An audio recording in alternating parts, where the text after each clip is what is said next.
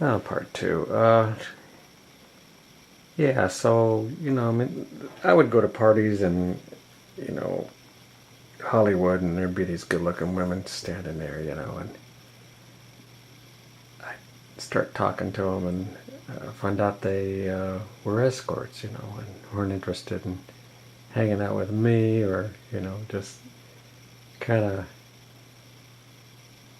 decoration or, there with some particular person who wanted to be seen that night. And there were some women that were kind of like, a little bit wild, a little bit. I don't know what kind of word to use. Anyway, wanted to take away my innocence, and it just didn't happen. But especially in rock and roll, I when I was playing at the teenage fair, my friend and I picked up on these young women, and uh, found out later on they were 16 years old. And of course, we were 21, and that just meant jailbait, as we used to call it, or San Quentin quail.